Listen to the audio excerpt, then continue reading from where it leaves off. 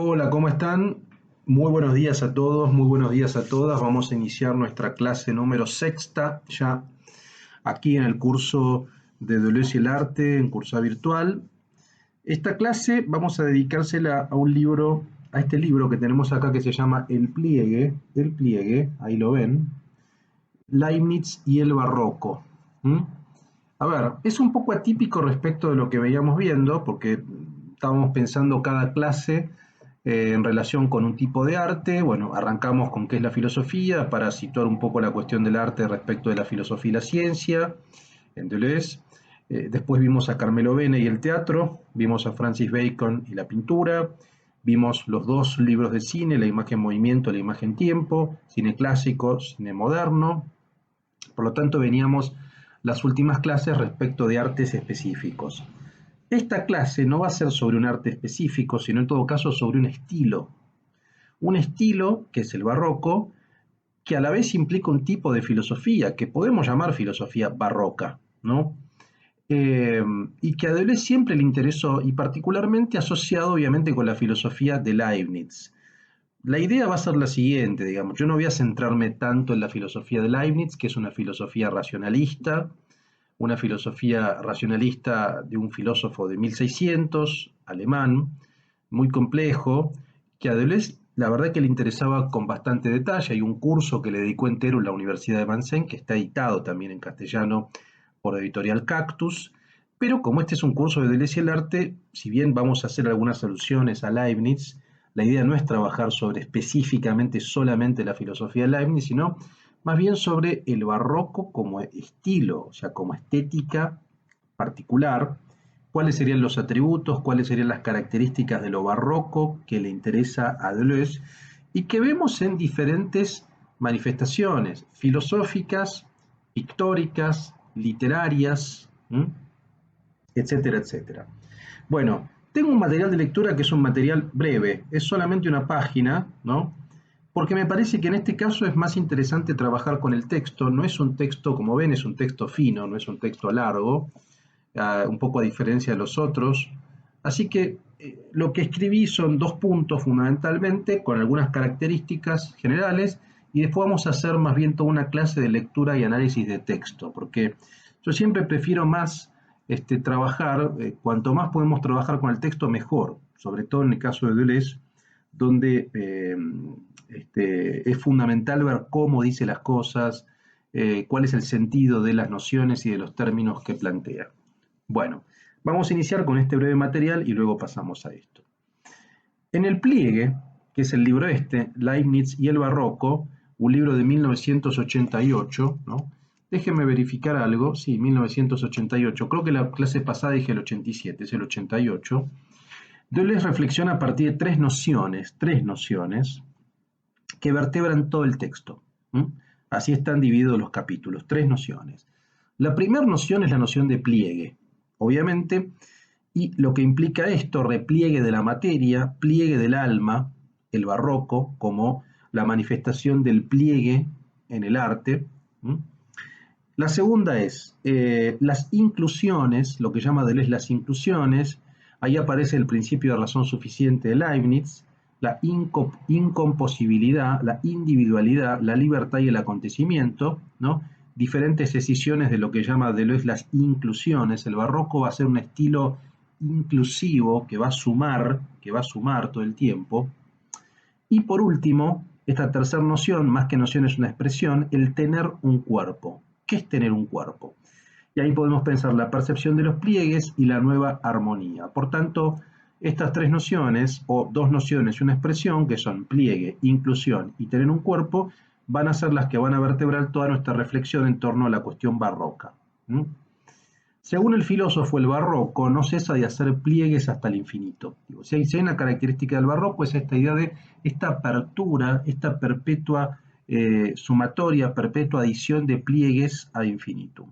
Esta dinámica barroca es posible detectarla, de acuerdo al prisma deleuziano, no solo en Leibniz como filósofo central, sino también en otros filósofos, por ejemplo en Nietzsche, en Henry James, un escritor, o en Whitehead, que es un filósofo inglés, ¿no? Y acá hago un punto. Deleuze debe ser uno de los filósofos franceses, yo creo que es el filósofo francés contemporáneo, que más cruces, que más dialoga con la filosofía analítica angloamericana. Es decir, es muy habitual, con los escritores por supuesto, ya lo veremos las últimas dos clases, cómo la literatura angloamericana es la literatura dilecta de Deleuze, sin duda. Henry James, un caso, Scott Fitzgerald, digo, Kerouac, Melville, Beckett, es indudable, pero también con respecto a los filósofos pragmáticos y analíticos angloamericanos. Bertrand Russell, Whitehead, William James, Peirce, a quien vimos en el texto sobre cine. Esto es muy impresionante, digamos, ¿no? No es común, quiero que sean conscientes que en general no es común que haya este diálogo que establece Deleuze con la tradición anglo, ¿no? Bueno, el barroco, dice Deleuze, es relativista y pluralista. Relativista y pluralista vale decir ambas son las condiciones bajo las cuales la verdad de una variación se presenta al sujeto, ¿no? Mediante el pluralismo y el relativismo. El alma en el barroco se presenta como una expresión del mundo. El mundo es lo expresado por el alma, o bien la actualidad se manifiesta en la virtualidad, ¿no?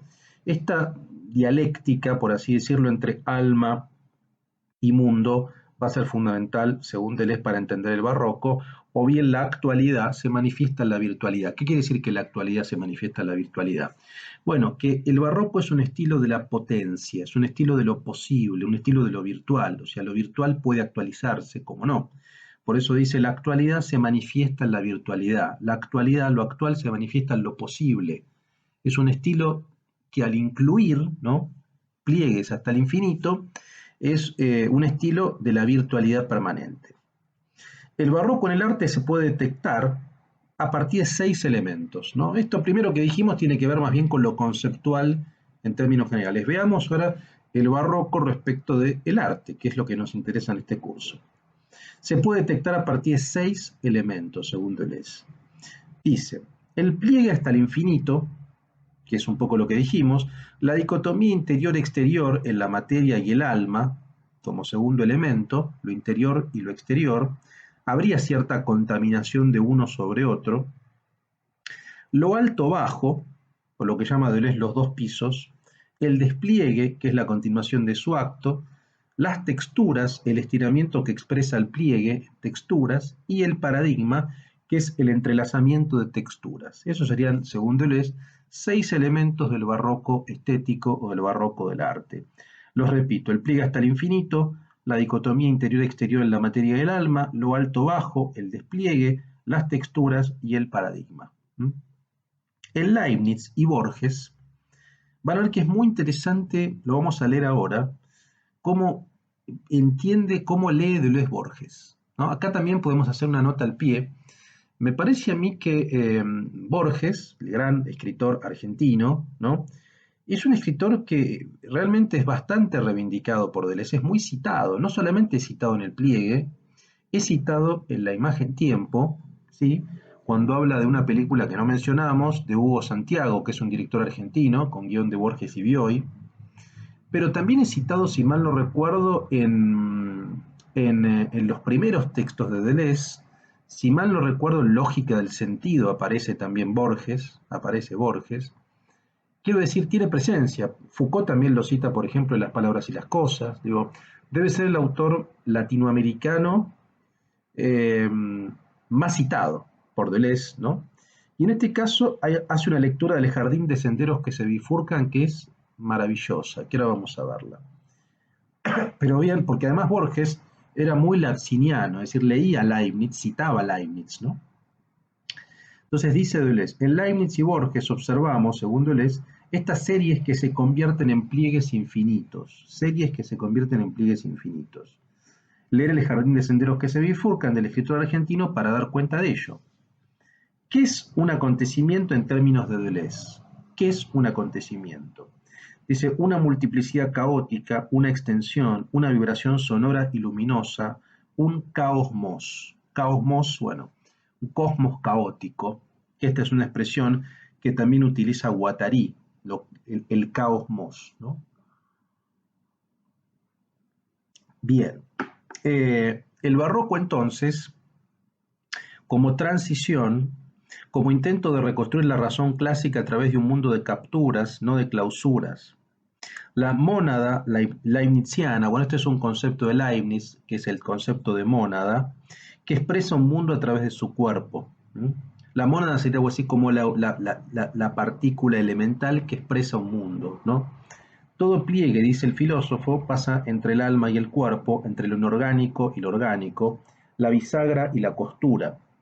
Ejemplos en este aspecto, ejemplos en el aspecto de lo barroco, además del caso de Borges que ahora podemos ver, que ahora vamos a ver, lo podemos observar, por ejemplo, en las obras de Caravaggio, de la pintura de Caravaggio, ahora leeremos, o en la literatura también de Brian Gysin o de William Burroughs, que trabajan con el llamado folding o el cut-up, que son métodos que, según Deleuze, se basan en el pliegue, se basan en plegar el lenguaje, se basan en plegar las páginas para jugar un poco con el efecto que se produce ahí.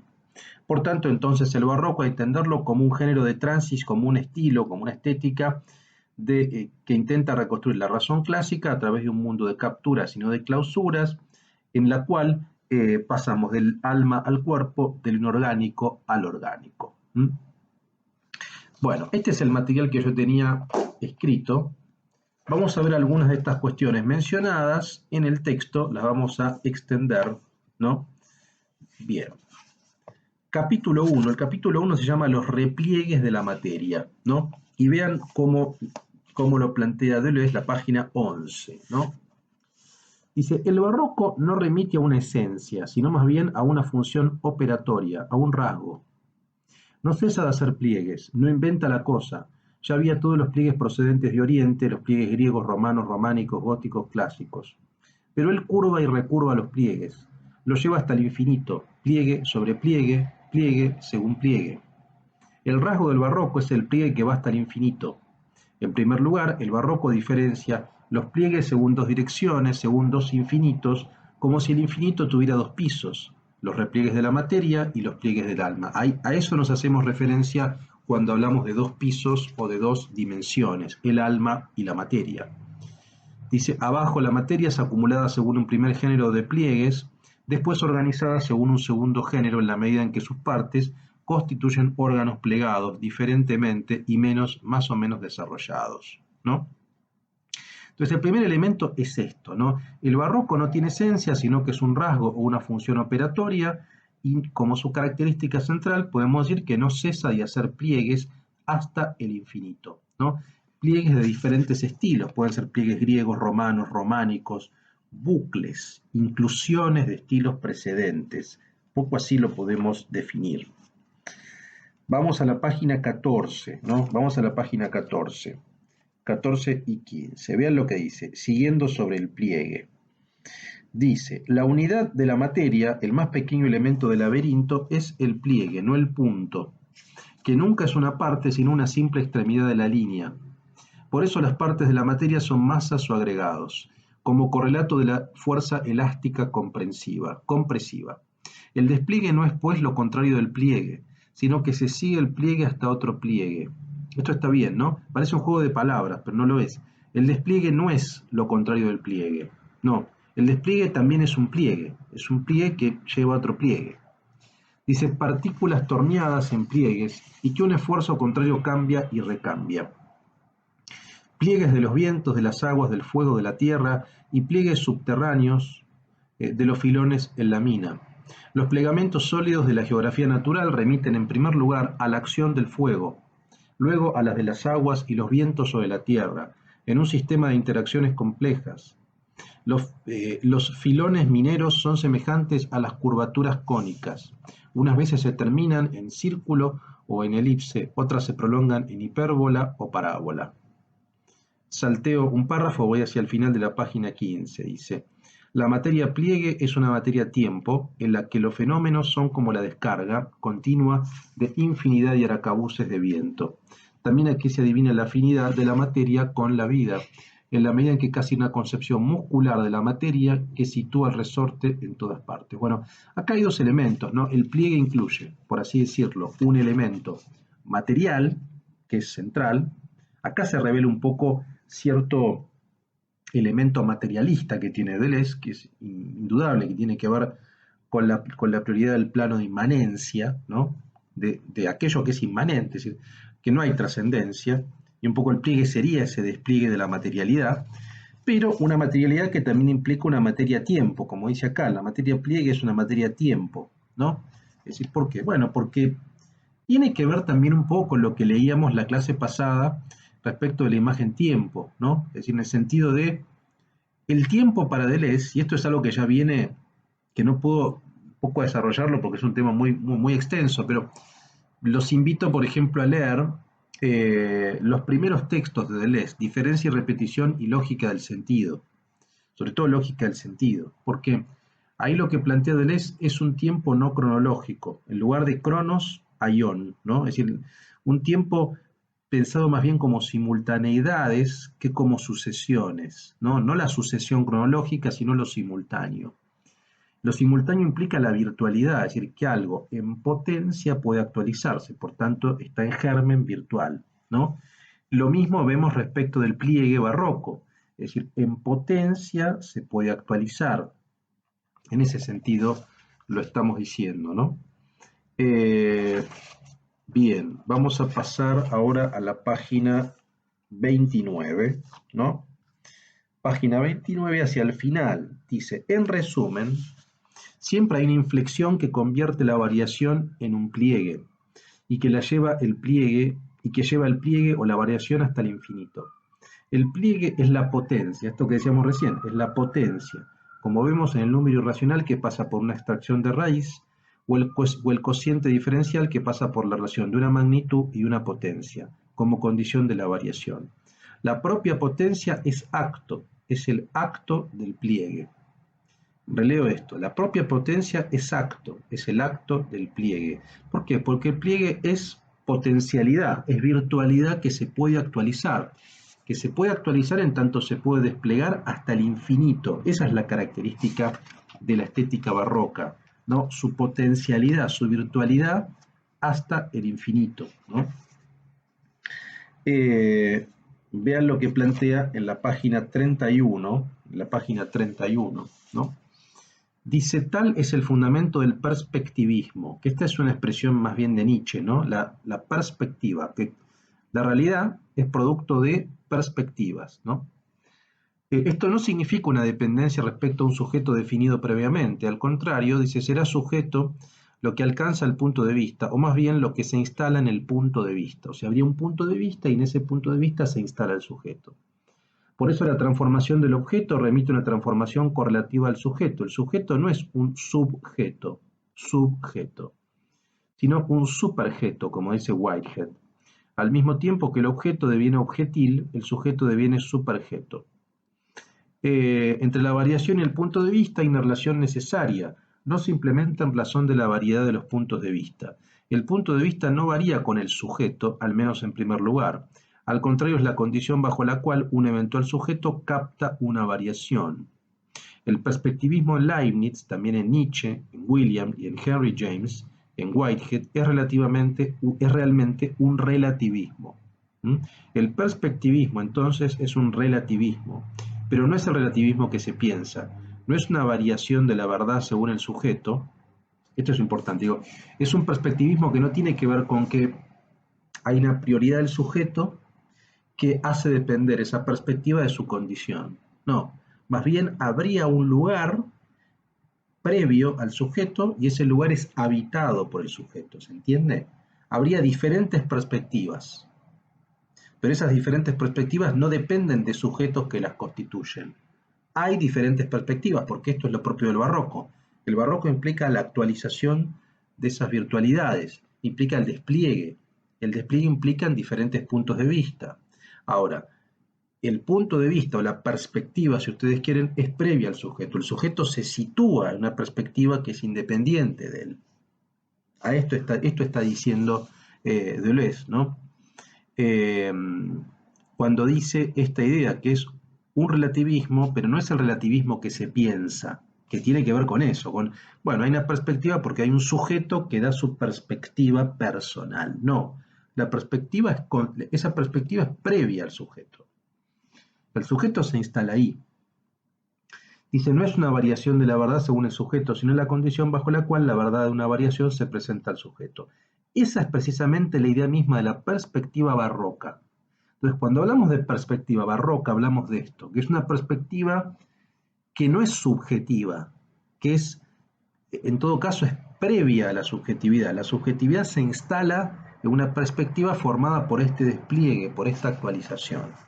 Sé que puede resultar un poco abstracto esto que estamos diciendo, pero quizá es el texto más árido de Deleuze. De los que estamos viendo nosotros, probablemente es uno de los más áridos, porque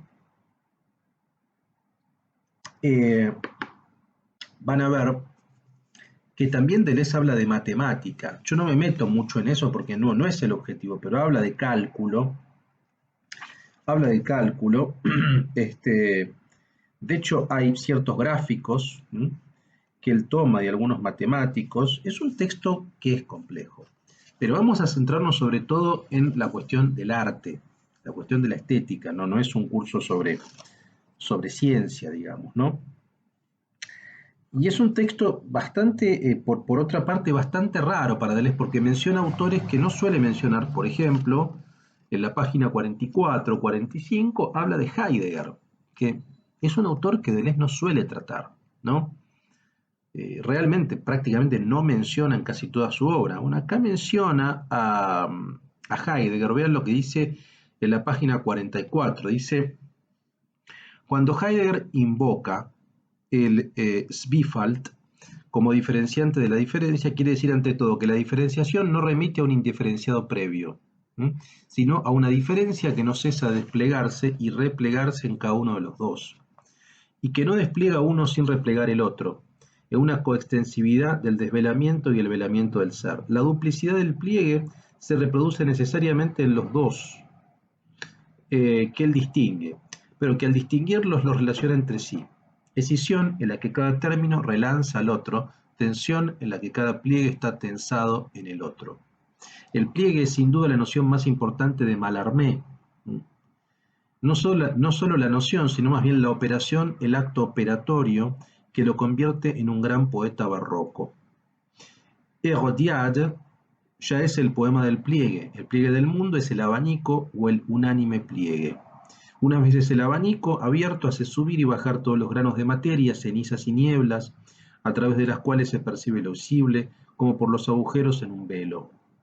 Bueno, y acá sigue explicando algunas características de Mallarmé. Otros ejemplos que tienen que ver con el barroco los da de Tintoretto, digamos en la pintura, Tintoretto, el Greco, ¿no?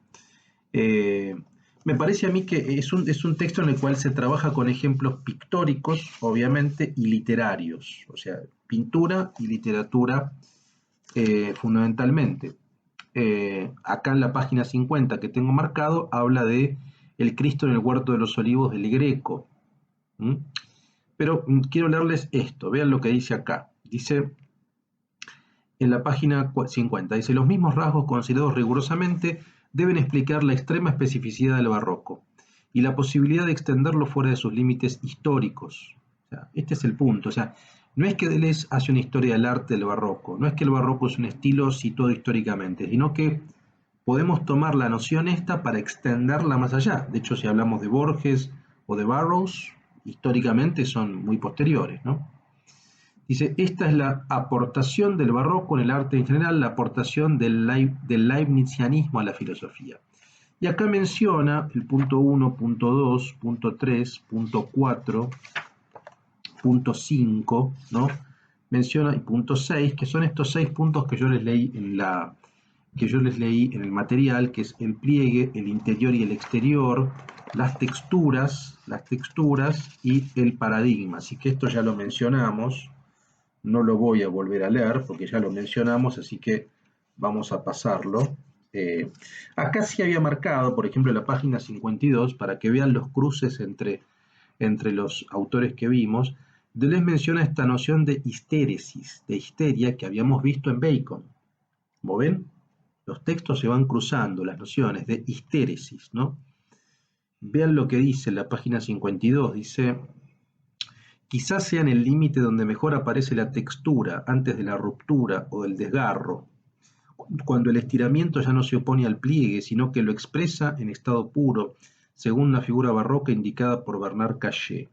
Más que estiramiento, histéresis. También aquí el pliegue rechaza la hendidura y el agujero, no pertenece a una visión pictórica. Bueno, sí, el barroco es un estilo de cuerpos y la pintura de Bacon es una pintura de cuerpos desgarrados, como vimos, ¿no? De cuerpos desorganizados. Respecto de Borges, esto que mencionamos antes, en la página 84 y 85, ahí aparece Borges, página 84 y 85, aparece el cuento que está presente en Ficciones, El jardín de los senderos que se bifurcan, ¿no? Entonces, vean lo que dice, si quieren ampliar esto, lean estas dos páginas, yo voy a leer simplemente un párrafo, el de la página 85. Dice Deleuze, dice, está claro por qué Borges invoca al filósofo chino más que a Leibniz, porque acá hace referencia a Xu Peng, que es un filósofo arquitecto chino. Pues desearía, al igual que Maurice Leblanc, que Dios haga pasar a la existencia todos los mundos incomposibles. A la vez, en lugar de elegir uno, el mejor. Y sin duda, eso sería globalmente posible, puesto que la incomposibilidad es una relación original distinta de la imposibilidad o contradicción. Sin embargo, habría contradicciones locales, como entre Adán pecador y Adán no pecador, pero sobre todo lo que impide que Dios haga existir todos los posibles, incluso incomposibles, es que sería un Dios mentiroso, un Dios engañoso, un Dios tramposo, como el vagabundo de Maurice Leblanc. Leibniz, que desconfía mucho del argumento cartesiano del Dios no engañoso, le da un nuevo fundamento al nivel de la incomposibilidad. Dios juega, pero da reglas al juego, contrariamente al juego sin reglas de Borges y de Leblanc. La regla es que mundos posibles no pueden pasar a la existencia si no son incomposibles con el Dios que elige. Acá, toda esta reflexión tiene que ver sobre todo con esa frase de Leibniz que es el mejor de los mundos posibles, ¿no? Tiene que ver sobre todo con la reflexión sobre Dios, ¿no? Bueno, acá se está jugando con la pluralidad de mundos, ¿no? O sea, si hay un mundo que es mejor, eso implicaría que hay otros mundos que son peores, pero implicaría que hay otros mundos, ¿no?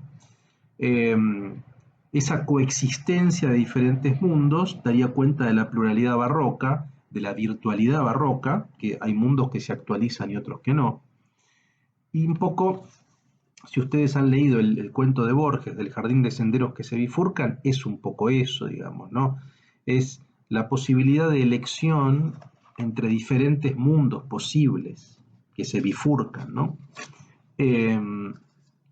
Vamos a la página 101, respecto del acontecimiento.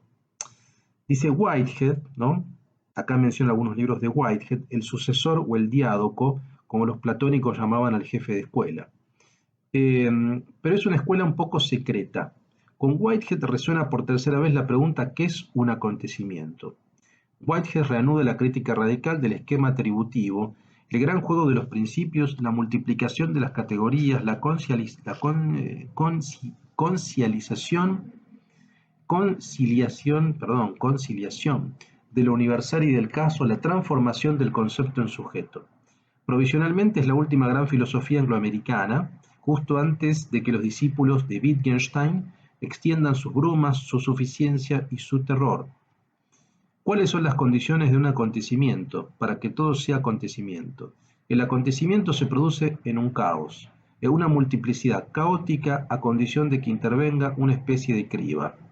Entonces, acá está, el acontecimiento es un caosmos, ¿no? El acontecimiento es una multiplicidad caótica, dentro de la cual encontramos la singularidad, o el sujeto. En la página 107 vean lo que dice. En Leibniz, ya lo hemos visto, las bifurcaciones borgianas, ¿no? Las divergencias de series son verdaderas fronteras entre mundos incomposibles entre sí.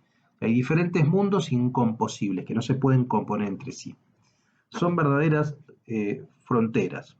De modo que las mónadas que existen incluyen integralmente el mundo composible que pasa a la existencia.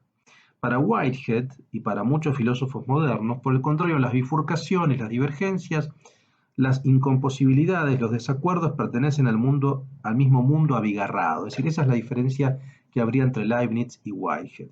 En Leibniz tenemos diferentes mundos separados. En Whitehead tenemos diferentes, o hay divergencias, desacuerdos, pero que pertenecen al mismo mundo, ¿no? Al mismo mundo. Que ya no pueden estar incluidos en unidades expresivas, sino únicamente hecho o deshecho según unidades prehensivas y según configuraciones variables o capturas cambiantes. Las series divergentes trazan en un mismo mundo caótico, el mismo mundo es caótico, no son diferentes mundos, senderos siempre bifurcantes. Es un caosmos, como el que aparece en Joyce, pero también en Maurice Leblanc, Borges o Gombrowicz. Incluso Dios deja de ser un ser que compara los mundos y elige el composible más rico. Deviene proceso que afirma la incomposibilidad y pasa por ella, ¿no? Esa sería un poco la diferencia, digamos, ¿no? Dios no elegiría el mejor de los mundos posibles, sino sería parte de un proceso.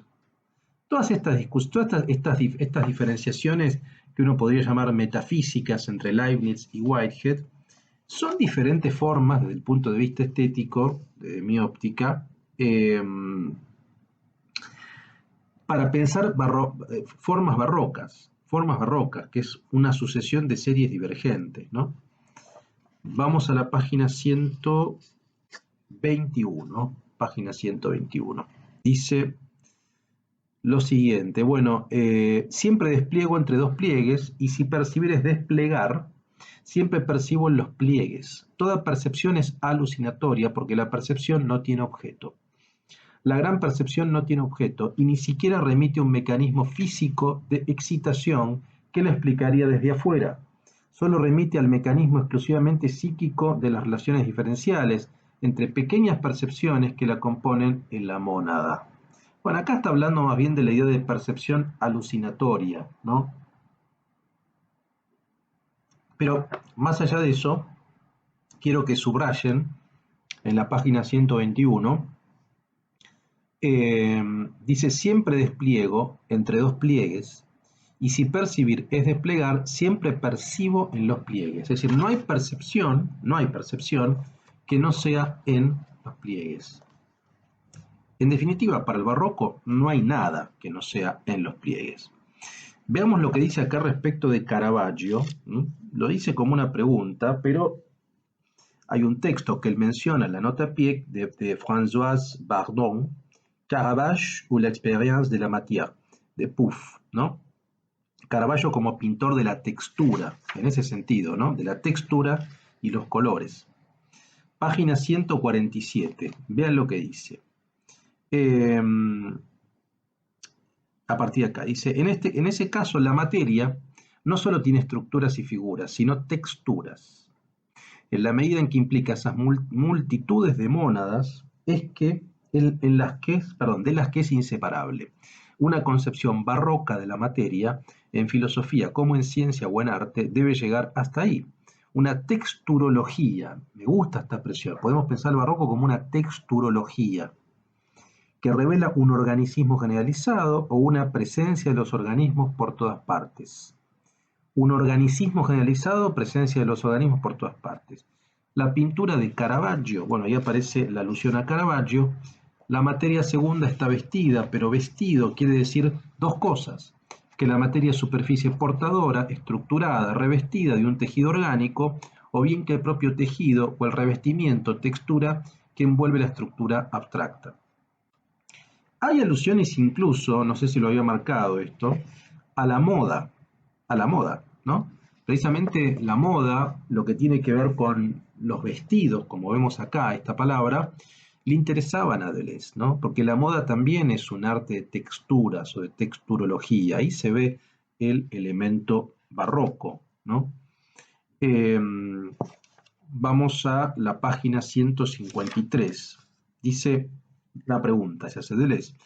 A la pregunta por dónde pasa el pliegue se darán muchas respuestas diferentes. Como hemos visto, no solo pasa entre las esencias y los existentes.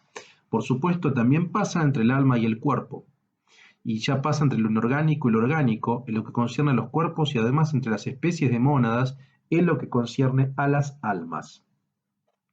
Es un pliegue extremadamente sinuoso, un zigzag, un enlace primitivo no localizable. ¿Mm? O sea, el pliegue pasa entre todos. La lógica del barroco es la lógica de un pliegue que atraviesa lo orgánico, lo inorgánico, los cuerpos, las almas, las esencias, los existentes, ¿no? Etcétera. En el capítulo 9, acá aparece el tema de la moda que yo les mencioné. Vean qué interesante. La nueva armonía se llama el capítulo 9. Dice, si el barroco se define por el pliegue, que va hasta el infinito, ¿en qué se reconoce de forma más simple? Esto está bueno, porque por ahí venimos hablando de abstracciones un poco complejas, veamos de manera más simple. Dice, se reconoce en primer lugar en el modelo textil, tal como lo sugiere la materia vestida. Ya es necesario que el tejido, el vestido, libere sus propios pliegues, de su habitual subordinación al cuerpo finito. Si existe un traje propiamente barroco, ese traje será amplio, ola hinchable, tumultuosa, burbujeante, y más que traducir los pliegues del cuerpo, rodeará a este con sus pliegues autónomos, siempre multiplicables. Un sistema del tipo ring-ribbed cannons, pero también el justillo, el manto flotante, el enorme alzacuellos, la camisa desbordante, constituyen en el siglo XVII la aportación barroca por excelencia. Si quieren tener un ejemplo, y acá hay una cita, hay un libro que cita de él, es de François Boucher, que se llama Histoire du costume, ¿no? Historia del vestido. Dice, el ring-rave es un calzón de una gran amplitud hasta una vara y media por pierna. Ahí lo vemos. Tiene que ver con el ropaje, con el vestido, con esos bucles, digamos, ¿no? Dice, pero el barroco no solo se proyecta en su propia moda, el barroco proyecta en todo tiempo, en todo lugar, los 1000 pliegues de vestidos que tienden a reunir a sus portadores respectivos, a desbordar sus actitudes, a superar sus contradicciones corporales y a convertir sus cabezas en otros tantos nadadores. Se ve en la pintura donde la autonomía conquistada por los pliegues del vestido, que invaden toda la superficie, deviene un signo simple, pero seguro, de una ruptura con el espacio del Renacimiento. Acá tiene un ejemplo, como dice Deleuze, simple de este despliegue al infinito, ¿no? En el vestido, sobre todo en este tipo de ring-rave canons, ¿no? El manto flotante, la camisa desbordante, constituyen la aportación barroca por excelencia. Y acá tenemos algunas imágenes. Este libro tiene algunas imágenes.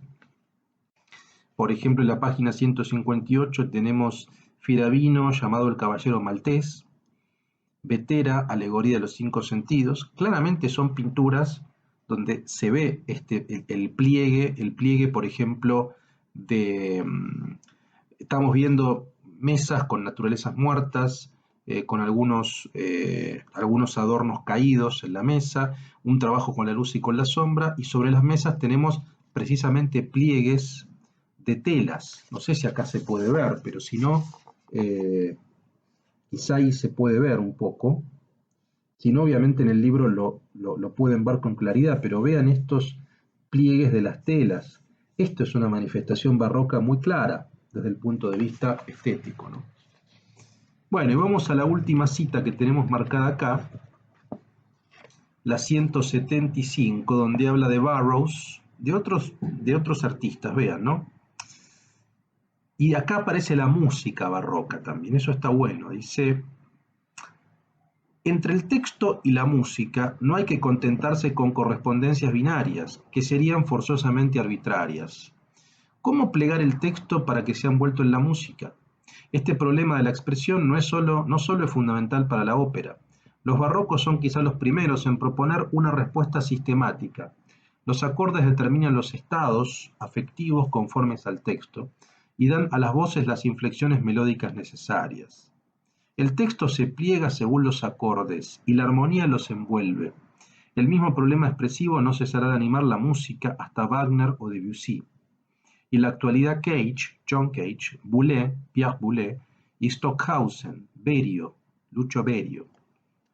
No es un problema de correspondencia, sino de fold-in, o de pliegue según pliegue, ¿qué ha sucedido para que la respuesta, o más bien las muy diversas respuestas, hayan cambiado tanto desde los barrocos? Las soluciones ya no pasan por los acordes, pues las condiciones del problema han cambiado. Nuevo barroco, neo-leibnizianismo. La misma construcción del punto de vista sobre la ciudad continúa desarrollándose, pero ya no es el mismo punto de vista en la misma ciudad y la figura y el plano están en movimiento en el espacio. Entre el antiguo modelo y la capilla cerrada con aberturas imperceptibles y el nuevo modelo invocado por Tony Smith, el coche hermético lanzado sobre la autopista, algo ha cambiado en la situación de las mónadas, ¿no? Bueno, acá hay una nota de pie de página que se las voy a leer. La nota a pie de página 36, ¿no? Vean lo que dice. Dice, nosotros tomamos prestada la expresión folding de Gisin, de Brian Gisin, y Burroughs, William Burroughs, que designan así un método de plegado del texto, en prolongación con el cut-up, del mismo modo que Carl André define sus esculturas como cortes o pliegues en el espacio, ¿no? Bueno, esta última página es interesante porque acá vemos ejemplos también musicales, ¿no? Dice, el mismo problema expresivo no será de animar la música hasta Wagner o Debussy, y en la actualidad Cage, Boulez, Stockhausen, Berio, ¿no? Esta idea de la música, dice, los acordes que determinan estados afectivos y de las voces y las inflexiones melódicas innecesarias. También hay un pliegue del acorde, digamos, ¿no? Del nuevo barroco, que lo podemos ver también en la literatura de Burroughs o de Brian Gisin, ¿no? Bueno, estos son todos los párrafos que tenía marcados de este libro. Es un libro que es complejo, no es un libro específicamente solamente sobre arte, como ven hay cruces de ciencia, lógica, matemática, filosofía, pero la idea es sumarlo primero porque forma parte de este último periodo, ¿m? Del periodo estético afectivo, y segundo porque estamos trabajando con la materia y acá, como ven, aparece Borges, aparece Caravaggio, aparece Burroughs, aparece Gisin, aparece el Greco, aparece Tintoretto, eh, aparece Mallarmé, es decir, aparece arte. Entonces, desde mi punto de vista, es un texto que tiene mucho que ver con esta última etapa deleuziana respecto del arte, pero que trabaja sobre un estilo. Pero no es un estilo remitido a una época, a la época barroca, digamos, no, a 1600. No es solamente un estilo que remite a una época o a un siglo, si ustedes quieren, sino que va más allá de ese siglo, ¿no? Porque hay una lógica detrás, que es lo que yo quería que entendiéramos esta clase y espero que hayamos explicado más o menos claramente. La lógica que está por detrás es la lógica del pliegue. La lógica del pliegue implica una lógica de la virtualidad, de la potencia, del infinito, de la materialidad desplegada, desbordada, lo cual es muy coherente, yo creo que es muy coherente con la filosofía de Deleuze. Es decir, su filosofía es una filosofía barroca en este sentido, en el sentido de que hay un desborde de la vitalidad, que no hay negatividad. Si no hay algo en el barroco es negatividad. No hay negación, al revés, hay una inclusión, una sucesión permanente de pliegue sobre pliegue hasta el infinito. Esta es la característica, desde mi punto de vista, central, ¿no? Bueno, vamos a terminar aquí esta clase. La próxima clase, ya la clase número séptima, la séptima y octava, las últimas dos, van a ser clases centradas en la literatura. Así como le dedicamos 2 clases al cine, vamos a dedicarle 2 clases a la literatura, porque obviamente la literatura es fundamental en Deleuze.